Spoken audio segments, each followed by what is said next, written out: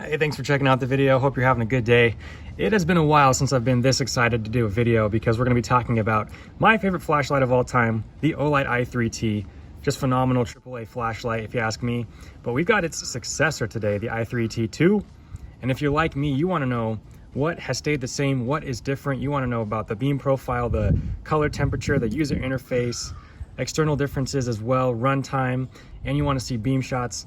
So this video is going to answer all those questions for you. We're going to be using AAA batteries in this part 1 video. Stay tuned for the part 2 video. We're going to be using 10440 lithium rechargeable cells, which the Olight i3T can officially use. That's right, it's official. So stay tuned for that video, but we've got a lot to talk about, so let's get right into it. So I want to begin by talking about what is the same between the i3T and i3T2. And that's important to me because this is one of my favorite flashlights of all time right here. And I didn't want to see any drastic changes to it. If you're like me, when you see like a movie that you love and then you hear that they're going to make a sequel about it, you get a little bit nervous. You're also excited because you love the first one so much, but you're also worried that the sequel is going to be like a letdown or a bummer. When I heard they were making an Olight i3T 2, that's how I felt. Very excited, a little bit nervous as well.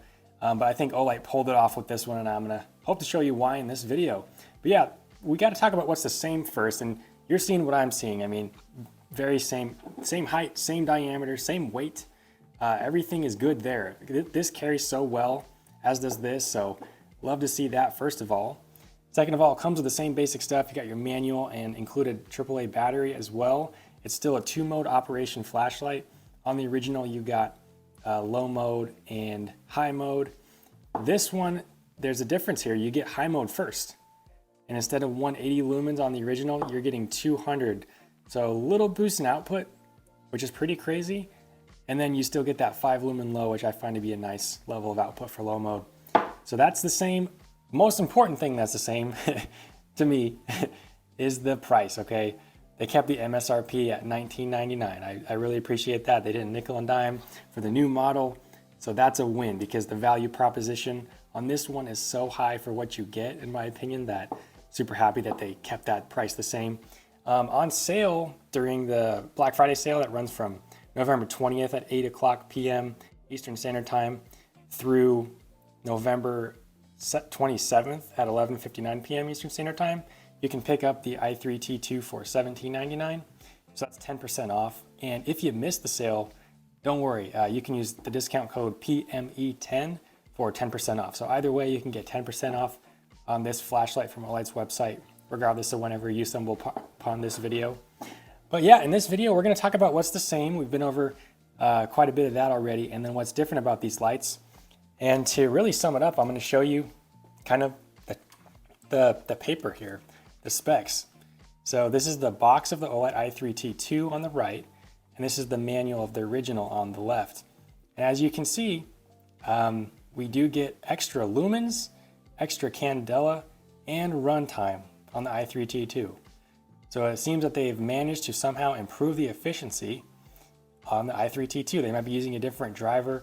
I'm not too familiar with the ins and outs of the flashlight internals and stuff like that, but regardless, that's very impressive that the engineers were able to get the same power source, a AAA battery, to perform even better in the i3T2. We are going to be putting some of that to the test. I don't have a lumen tube, but we are going to test runtime in this video. And we're going to take these lights outside for the beam shots. Let's do that now. I'm going to show the beam profile or the beam pattern. The i3T is going to be on the left and the i3T2 on the right. Pretty much exactly the same. I'm glad that hasn't changed. I think it works really well for this light. And color temperature wise, I don't notice a difference myself, but I will say on the wall, the i3T2 does seem just a hair brighter to me than the i3T. So we got 180 lumens once again on the i3T and 200 here with the i3T2. All right, let's check out the low modes of each. On the left is the Olight i3T, and on the right is the i3T2. Here's those low modes. And to my eye, now on paper they're both 5 lumens, but to my eye, the i3T appears to be a little bit brighter on low. than the i3T2. Let's switch the sides. So now the i3T2 is on the left and the i3T is on the right.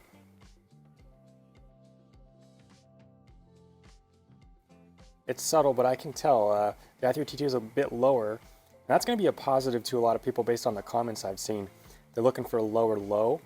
That might also be why we can get a better runtime out of the i3T2 than on the i3T. But let's check out the high mode of each now. This is the i3T on the right. And we've got the i3T2 on the left. Let me reorient the camera here. So once again, i3T on the right, i3T2 on the left. Here's the i3T2. We'll see if we can notice a drop in output when we switch to the i3T.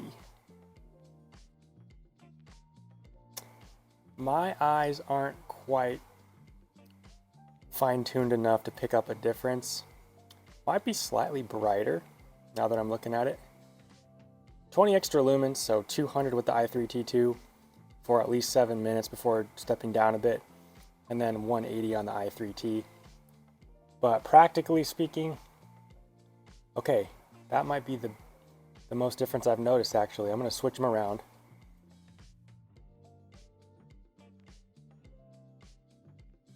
Okay, you know what? I can notice just a little bit more brightness.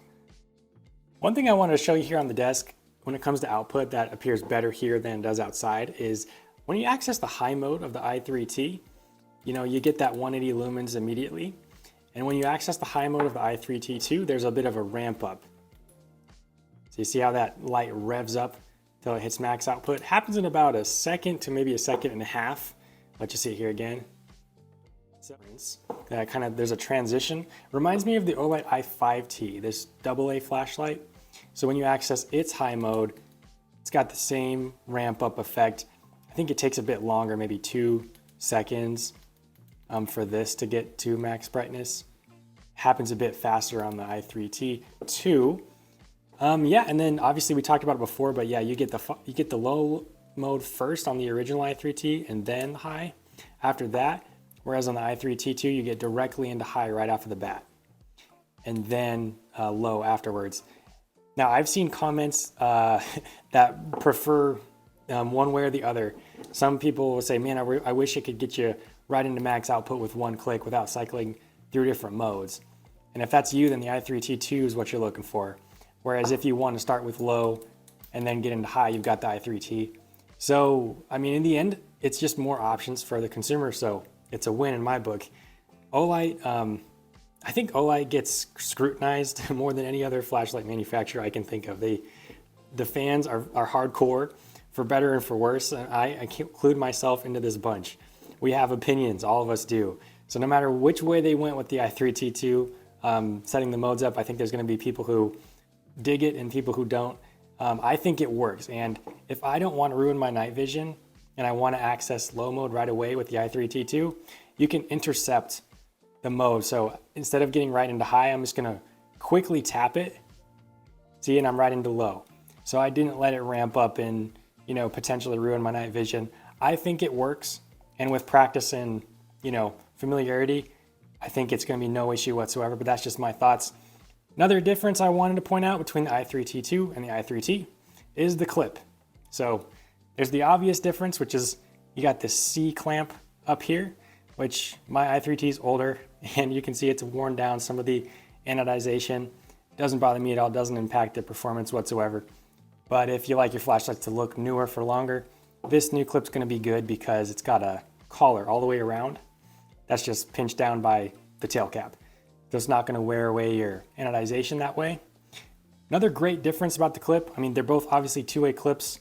These can be used, clip in either direction. So that's nice. They make decent little makeshift headlamps if you're wearing a hat with a brim as well. So that's cool. But yeah, as you can see, the clip on the i3T2 is up a little bit higher here. So it allows you to carry this even more deeply in pocket than the original. So that's a subtle difference, but a good one, a good improvement. in my opinion. So wanted to point that out as well. You might be wondering why the heck there's a clock right there. We're gonna test the runtime of the i3T versus the i3T2 on its high setting. And as you can see from the box of the i3T2, we should be looking at 7 minutes of 200 lumens before it steps down, 100 lumens for another 28 minutes. So that's about 35 minutes total. And that is an improvement over the i3T, which should give us 180 lumens and drop down gradually for about 21 minutes. So yeah, we're gonna put that to the test. So let's get into the time lapse. And we're off.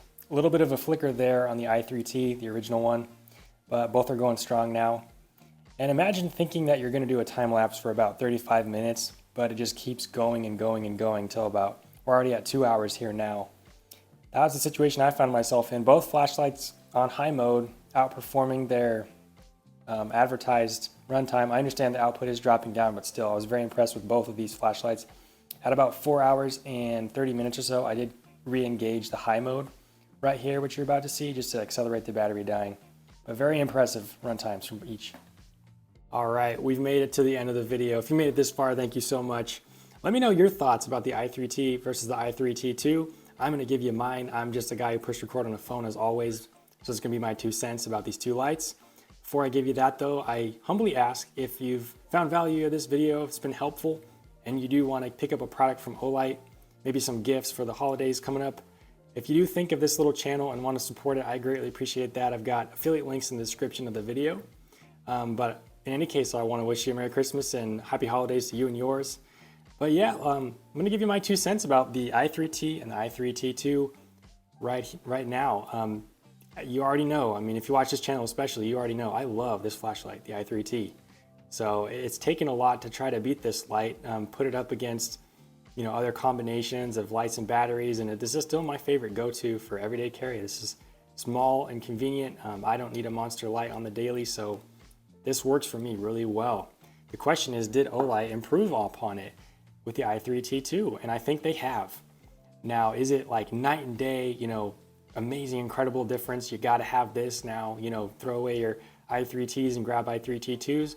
I don't think it's like that. I think that they did make the i3T better in a lot of ways. Now, some changes are gonna be, it's Olight we're talking about, and anytime they change or do something, we've all got opinions like I mentioned before. Some people are gonna like the mode high then the low. Some people aren't gonna like that switch up. But the beauty of all of it, as far as I'm concerned, is we have options. So you now have an i3T that's kind of set up mode-wise to your liking. Same great switch, same great clip, a little bit higher for deeper carry on the i3T2. Beam profile is the same. Output is virtually the same, maybe a little bit lower of a low and a little bit higher of a high on the i3T2 over the i3T. But fantastic job to Olight. Hats off to you, engineers especially at Olight, for improving upon my favorite flashlight. I think it's great, and then bringing it to market for the same price, gotta love that. So that's basically my opinion about these flashlights. I'm a big fan. And now you might have noticed this video is called part 1, and in this video we compared the i3T and i3T2 with AAA batteries, alkaline batteries with a voltage of 1.5. In part 2, we're going to be comparing their performance using 10440 lithium rechargeable batteries. Now, if you're not familiar with these, they have a much higher voltage than the 1.5 volt alkaline AAA batteries, for example. This voltage is 3.7 here on this cell. So it's a very spicy little battery, roughly the same size as a AAA. So in part 2, we're going to be taking a look at the i3T2 using 10440 lithium rechargeable cells. But if that sounds like it'd be interesting to you, stay tuned for that video. It'll be coming out almost immediately after this first one. So anyway, thank you so much for watching. I always appreciate your time. Hope you have a good rest of your day. God bless you, and I'll see you in the next video. Take care. Bye.